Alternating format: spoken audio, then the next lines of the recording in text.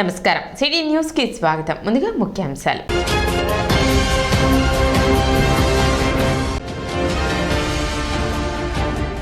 పద్నాలుగో రోజు కొల్లిపురం మండలంలో కొనసాగిన మాజీ మంత్రి ఆలపాటి రాజేంద్ర ప్రసాద్ చేపట్టిన ప్రజా పాదయాత్ర.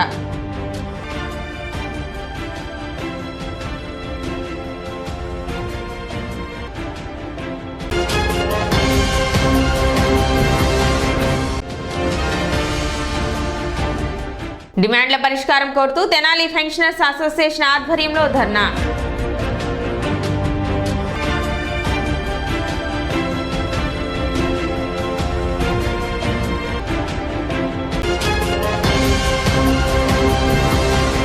ఇరవై 26వ తేదీ శుక్రవారం గుంటూరులో జరిగే కాంగ్రెస్ పార్టీ సమావేశానికి నాయకులు కార్యకర్తలు తరలి రావాలని తెనాలి నియోజకవర్గ ఇన్ఛార్జ్ డాక్టర్ చందు సాంబశివుడు పిలుపునిచ్చారు. గురువారం మార్చిపేటలోని కాంగ్రెస్ పార్టీ కార్యాలయంలో ఏర్పాటు చేసిన విలేకరుల సమావేశంలో ఆయన మాట్లాడారు. ఏఐసిసి అధ్యక్షురాలిగా వైఎస్ షర్మిల నియమితులైన సందర్భంగా చేపట్టిన రాష్ట్ర వ్యాప్త పర్యటనలో భాగంగా 26వ తేదీ మధ్యాహ్నం 2 గంటలకు గుంటూరు ఏటీ అగ్రహారంలోని అంజయ్య ఫంక్షన్ హాల్ నందు జరిగే ఈ సమావేశానికి తెనాలి నియోజకవర్గం నుండి కాంగ్రెస్ పార్టీ అభిమానులు, నాయకులు, కార్యకర్తలు పెద్ద సంఖ్యలో తరలివచ్చి సమావేశాన్ని విజయవంతం చేయాలని డాక్టర్ చందు సాంబశివుడు తెలిపారు. సమావేశంలో పలువురు కాంగ్రెస్ పార్టీ నాయకులు, కార్యకర్తలు పాల్గొన్నారు. రాష్ట్రం శ్రీకాకుళం దగ్గర నుంచి చిత్తూరు దాకా అన్ని జిల్లాలు కూడా ఆవిడ పర్యటిస్తుంది.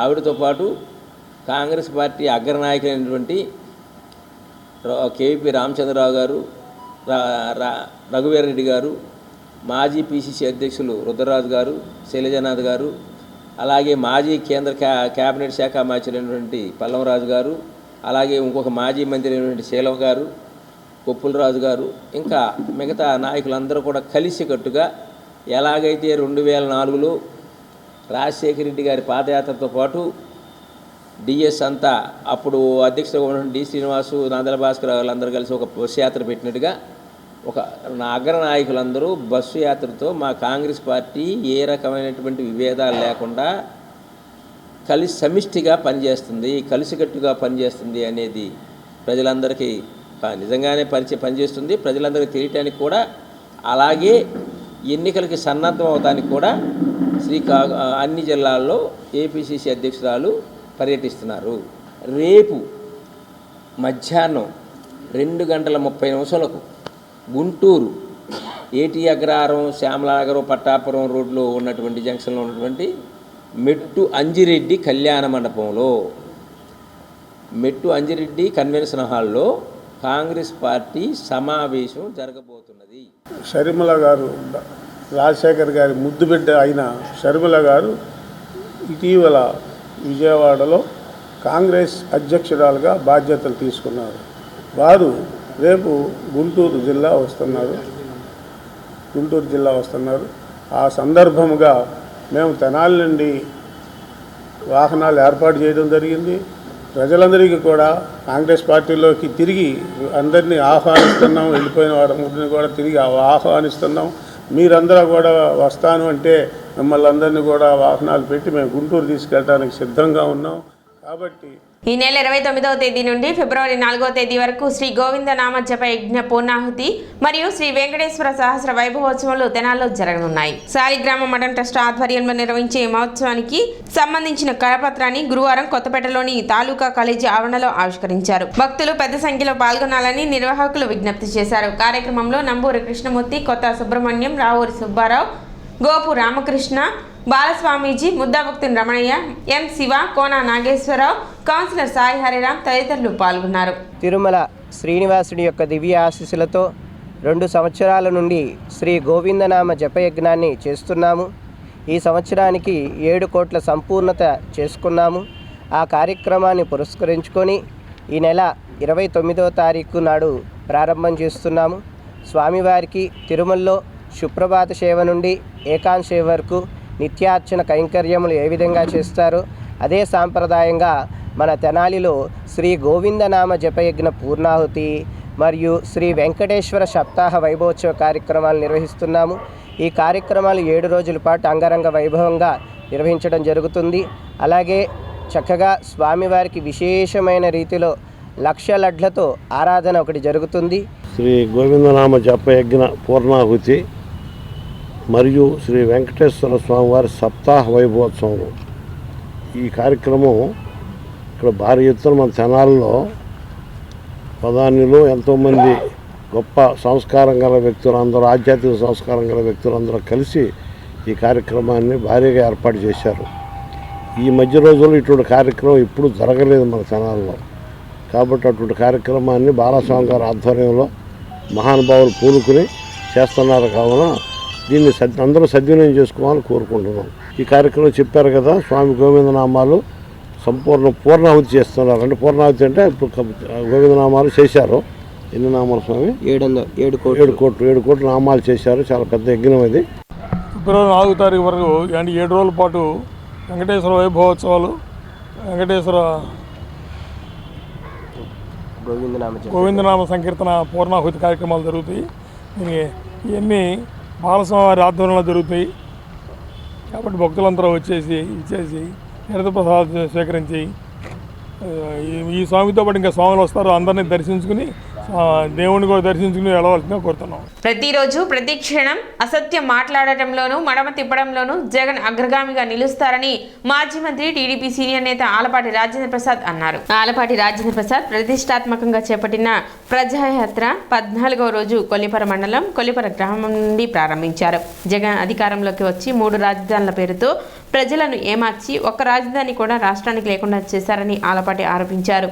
రాజధాని లేని రాష్ట్రంగా చేసిన దుర్మార్గపు ప్రభుత్వం వైసీపీ ప్రభుత్వం అని దుయ్యబట్టారు.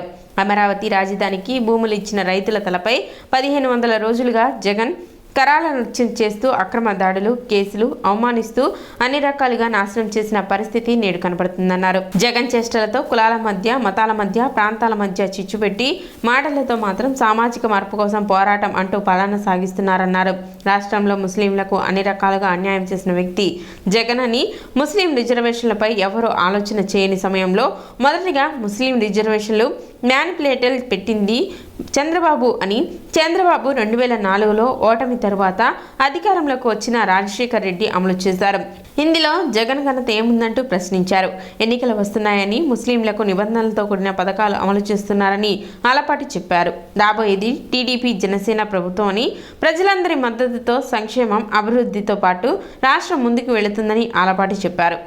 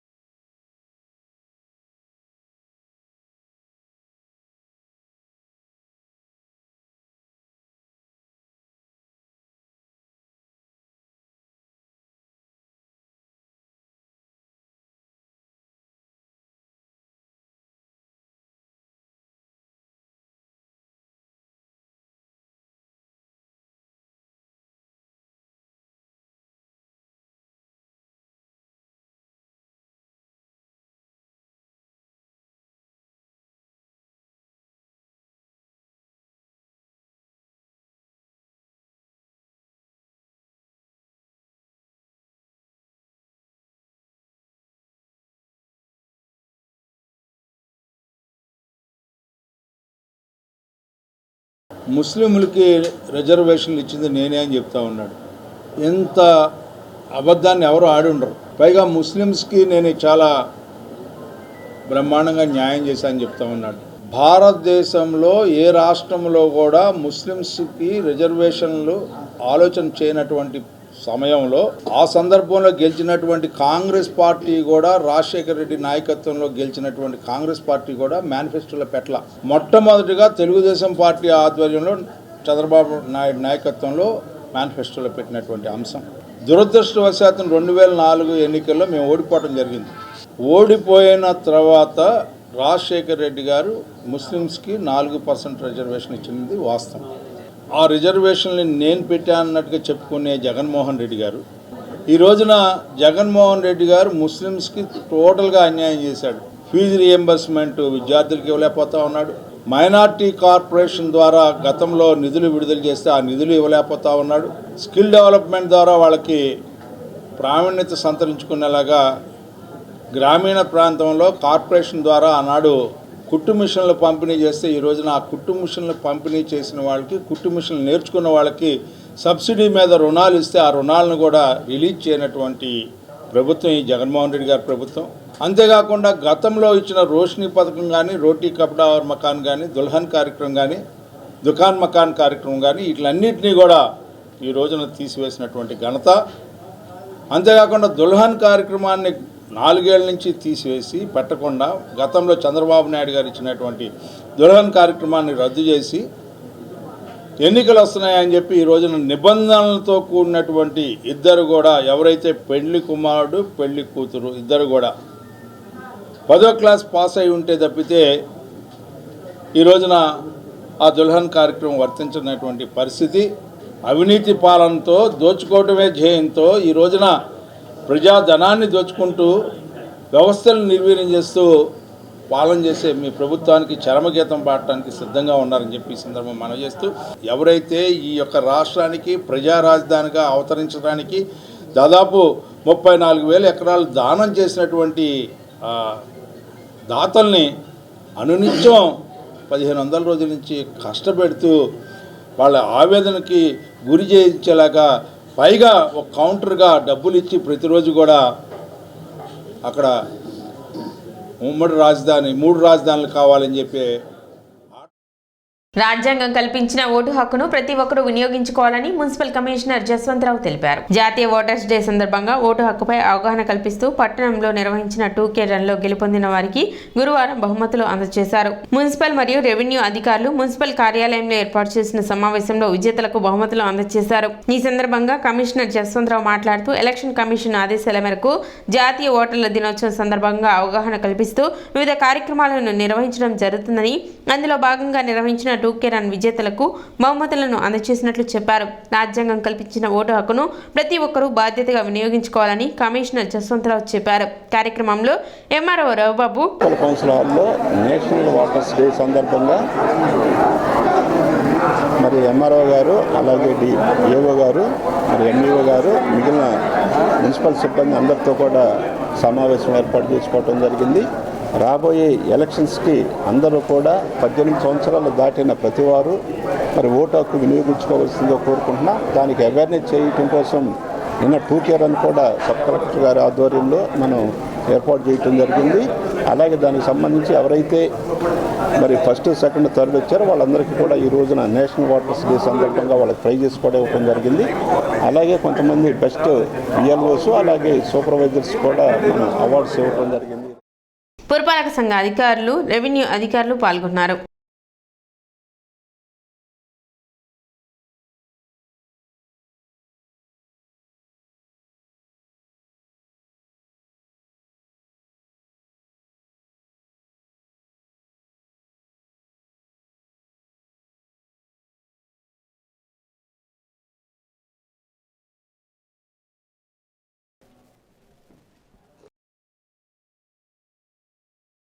ఏదైతే మన ప్రతి సంవత్సరం ఒక ఎలక్షన్ కమిషన్ ఒక థీమ్ క్రియేట్ చేస్తుంది.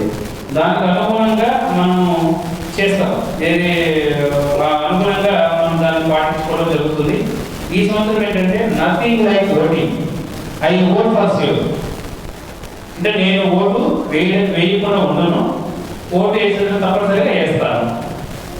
అది ఈ యొక్క నేషనల్ ఓటర్స్ డే థీమ్ అన్నమాట.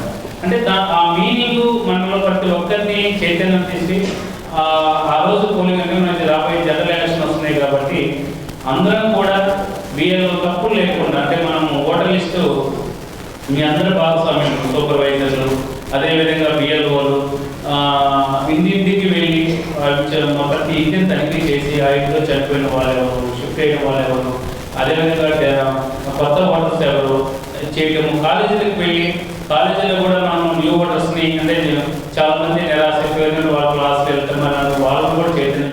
పట్టణంలోని ఎన్వీఆర్ ఇంజనీరింగ్ కళాశాలలో కంటి వైద్య శిబిరం నిర్వహించారు. విజయవాడ సంధ్య ఐ హాస్పిటల్ సౌజన్యంతో నిర్వహించిన ఈ కంటి వైద్య శిబిరం నందు విద్యార్థులకు వైద్య పరీక్షలు నిర్వహించారు. కాలేజీ వ్యవస్థాపక దినోత్సవం మరియు నన్నపనేని వెంకట్రావు వర్ధంతి సందర్భంగా ఈ కంటి వైద్య శిబిరం నిర్వహించినట్లు నన్నపనేని సుధాకర్ తెలిపారు.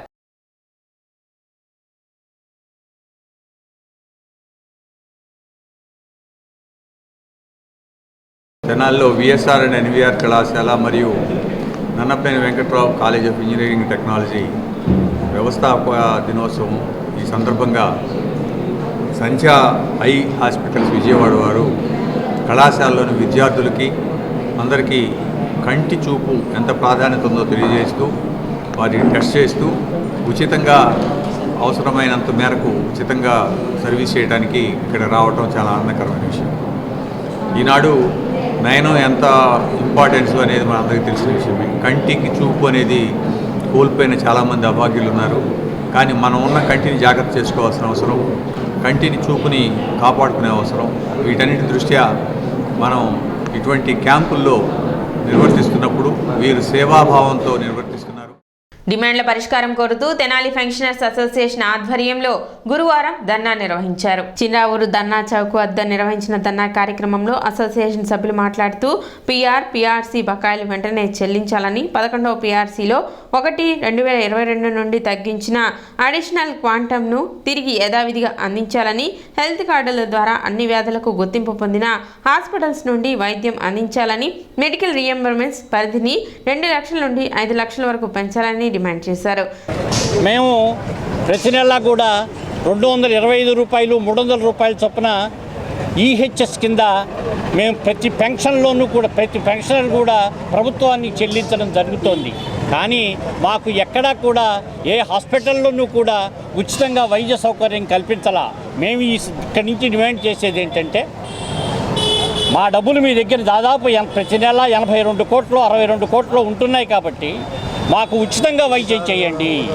మాకు ఏదైనా సరే జబ్బు చేసినప్పుడు మేము హాస్పిటల్కి వెళ్ళి బెడ్ మీద పడుకుంటాం తప్ప ఏ రకమైనటువంటి ఆర్థికమైనటువంటివి మా మీద మోపొద్దు అని చెప్పి మేము ప్రభుత్వాన్ని డిమాండ్ చేస్తున్నాం. మాకు 7వ తారీఖు 8వ తారీఖు 9వ తారీఖు పెన్షన్లు ఇస్తున్నారు. అక్కడ బ్యాంకాడు ఊరుకోట్లా, పాలాడు ఊరుకోట్లా, పెరుగాడు ఊరుకోట్లా, ఇంటి అద్దెవాడు ఊరుకోటల్లా. మాకు ఖచ్చితంగా 1వ తారీఖున పెన్షన్ ఇప్పించవలసిందిగా ఈ ధర్నా చౌక్ నుంచి మేము డిమాండ్ చేస్తున్నాం.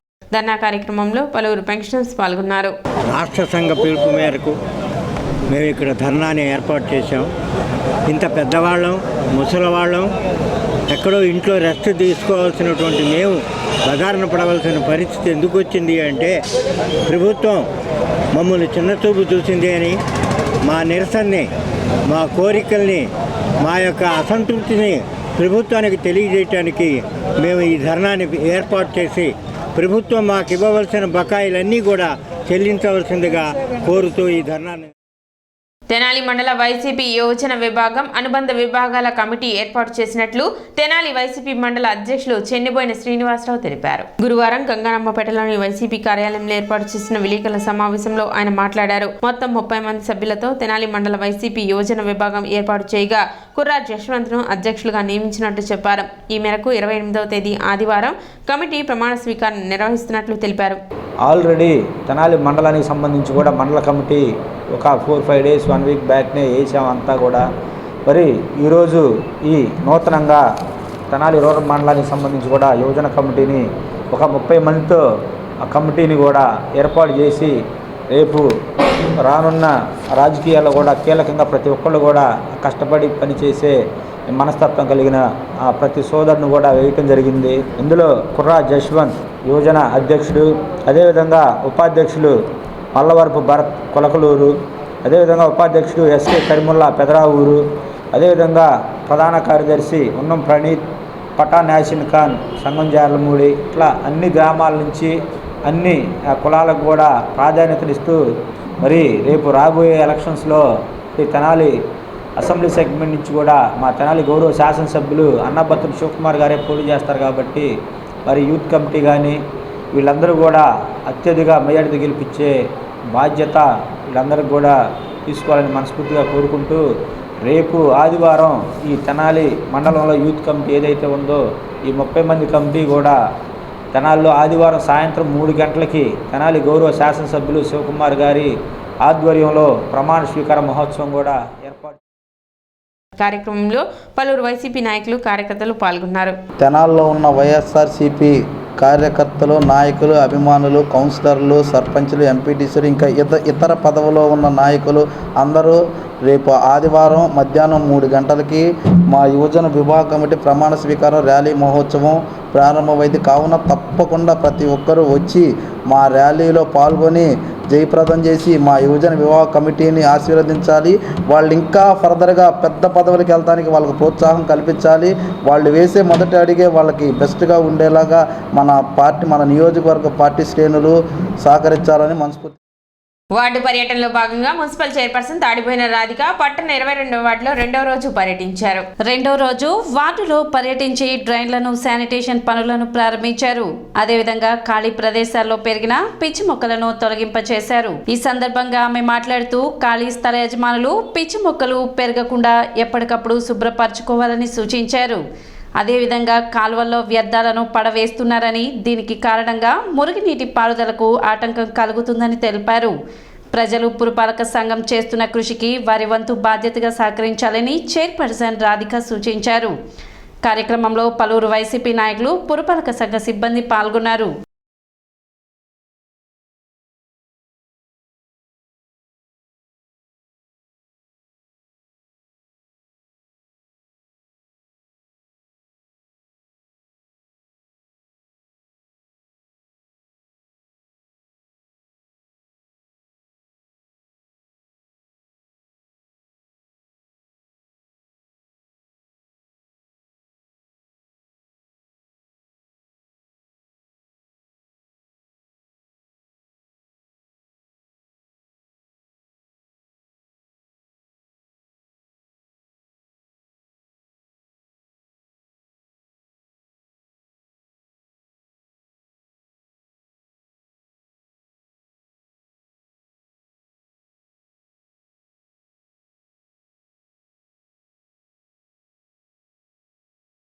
ఇక్కడ కాలువలు అనేది స్కిల్ట్ తీపిస్తుంది జరుగుతుంది. అలానే ప్రజలకు కూడా చెప్పేది ఏంటంటే ఈ కవర్లు, బాటిల్స్ ఇలాంటివి వేయకుండా నిషేధిస్తేనే మీ అందరికి కూడా ఆరోగ్యంగా బాగుండేది. లేదా వాటర్ నిలవటాన ఆ దోమలు అనేది ఉత్పత్తి అయ్యి ఆ దోమల మూల అనారోగ్యం పాలవుతున్నారు. పిల్లలకు కానీ ఇలా మలేరియా జ్వరం కానీ, టైఫాయిడ్ జ్వరం ఇలాంటివి వస్తున్నాయి. కాబట్టి మీరు ఆ కాలువని, మన చుట్టుపక్కల ప్రదేశాలని కూడా శుభ్రంగా చూసుకుంటే ఇలాంటి నివారణ రాదని కోరుకుంటూ, అలానే ఈ ఖాళీ స్థలాలు ఉన్న వాళ్ళు చెట్టలు బాగా పెరగటాన పక్కన వాళ్ళు కంప్లైంట్ ఇవ్వడం జరిగింది. పాములు, పురుగులు, దోమలు ఇలాంటివి వస్తున్నాయండి, ఈ సమస్యను తొందరగా పరిష్కరించాలని చెప్పడం జరిగింది.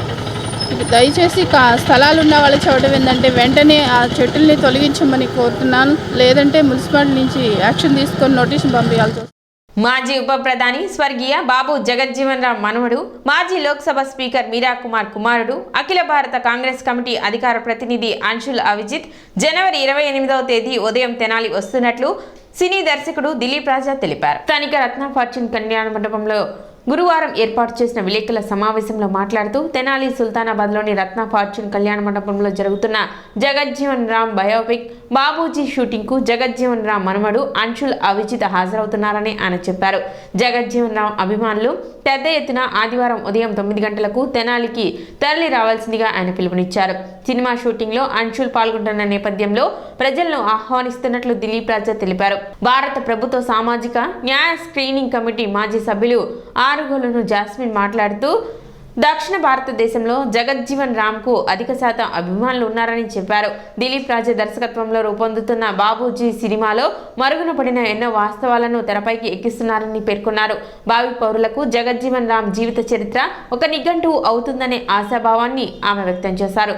బాబు జగజ్జీవన్ రామ్ కమిటీ నాయకులు మేకల సురేష్ మాట్లాడుతూ ప్రతి పల్లె నుండి ప్రజలు 28 ఆదివారం ఉదయం తెనాలి రావాల్సిందిగా విజ్ఞప్తి చేశారు. విలేకరుల సమావేశంలో ప్రముఖ న్యాయవాది ఇందుపల్లి రాజారాం, తెనాలి ఎంఆర్పిఎస్ అధ్యక్షులు తెనాలి జయప్రకాష్, అత్తోట శరత్ బాబు, కొందమూడి బోస్, శ్రీహర్ష, కమలాకర్, పినపాటి జనార్దన్, టిన్ను, అయినంపూడి శరత్ బాబు తదితరులు పాల్గొన్నారు. Our legendary leader deputy prime minister of India Babu Jagjivan Ram's grand child mister Anshul Avijit is arriving to Tenali. 28వ తారీఖు ఉదయం జగజ్జీవన్ రామ్ గారి షూటింగ్లో పాల్గొనటానికి, చూడటానికి, పర్యవేక్షించడానికి ఆయన వస్తున్నారు. It is a privilege to our film unit. ఆయన ఇక్కడికి రావటం మేము అదృష్టంగా భావిస్తున్నాం. మీరా కుమార్ గారు అబ్బాయి అతను ఆల్ ఇండియా కాంగ్రెస్ కమిటీ అధికార ప్రతినిధి కూడా. సో అతను వచ్చి సినిమా ఏ విధంగా వెళ్తుందనేది చూసుకోవటం అనేది చాలా సంతోషకరమైన విషయం. ఇక్కడ ఎందుకు why I'm very particular about to arrange the press meet అంటే there is a specific reason. Jagjivan Ram గారు నాకు పీటర్ గారికో జాస్మిన్ గారికో సంబంధించిన వ్యక్తి కాదు. He is the property of the entire nation and his contribution is high, very high. ఆయన జాతి కోసం ఏం చేశాడు, స్వాతంత్రోద్యమంలో పాల్గొన్నారు, జైలుకి వెళ్ళారు, చాలా చాలా విషయాలు తెలియదు. అవన్నీ నేను సినిమాలో తీసుకున్నా. ఈ సంవత్సరంలోనే మేము రిలీజ్ చేస్తాం కాబట్టి ప్రజలు తెలుసుకుంటారు what actually his contribution to the India and what actually his contribution to the society and to the community అనేది సినిమా ద్వారా తెలుసుకుంటారు. కాబట్టి అన్షుల్ గారు రావటం అనేది గొప్ప విషయం. జగజ్జీవన్ రామ్ గారి అభిమానులు కానీ, మీరా కుమార్ గారి అభిమానులు కానీ ఏ పల్లెల్లో ఉన్నా, ఏ గ్రామంలో ఉన్నా, ఏ ఊళ్ళో ఉన్నా దయచేసి మీరు ఆదివారం నాడు ఉదయం 9:30 కల్లా తెనాలి సుల్తానాబాద్లో ఉన్న రత్న ఫార్చ్యూన్ కళ్యాణ మండపానికి రండి. ఇక్కడ జగజ్జీవన్ రామ్ గారు ఫస్ట్ టైము మీరా కుమార్ గారిని ఆంధ్రప్రదేశ్ తీసుకొచ్చింది నాన్నగారు. అంటే తను ప్రతి పల్లె విజిట్ చేయాలి. నేను ఆంధ్రాలో సౌత్ ఇండియా అంటే బాబూజీకి చాలా ఇష్టం. ఎందుకంటే సౌత్ ఇండియాలో బాబూజీ ఫాలోవర్స్ నార్త్ కంటే కూడా సౌత్ ఇండియాలో బాగా ఆయన ఫాలోవర్స్ ఎక్కువ ఉన్నారనమాట.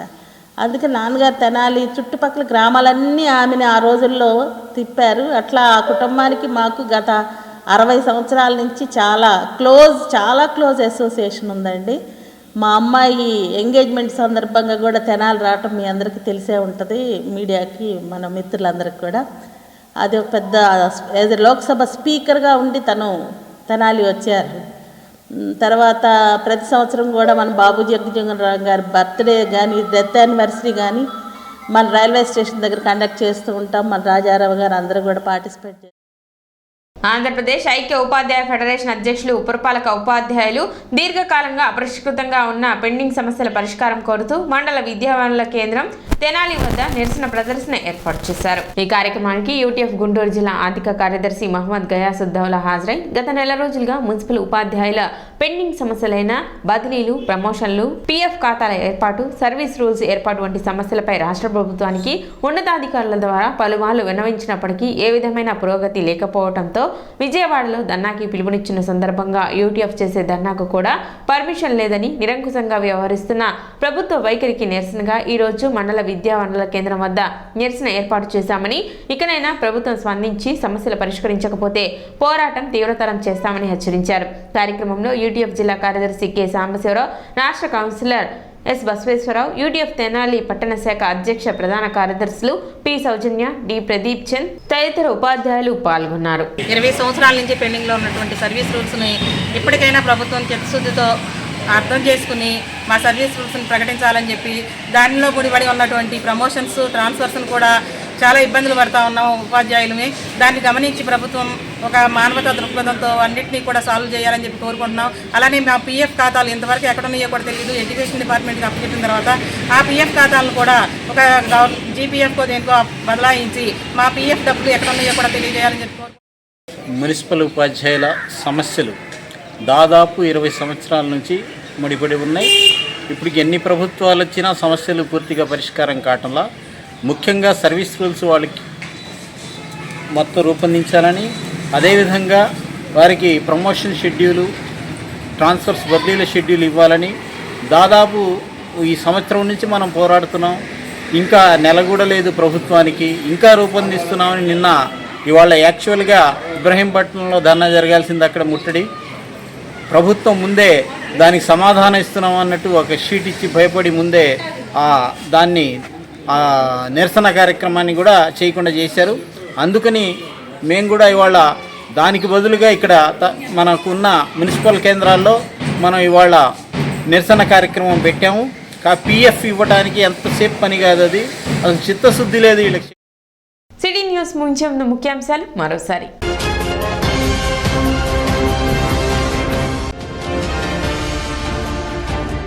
14వ రోజు కొల్లిపురం మండలంలో కొనసాగిన మాజీ మంత్రి ఆలపాటి రాజేంద్ర ప్రసాద్ చేపట్టిన ప్రజా పాదయాత్ర.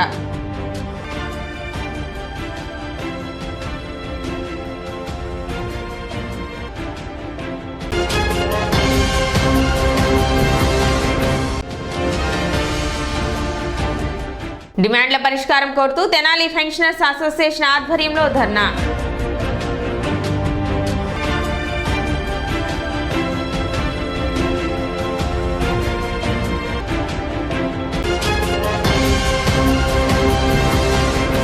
సిటీ న్యూస్ ఇంతటితో సమాప్తం. నమస్కారం.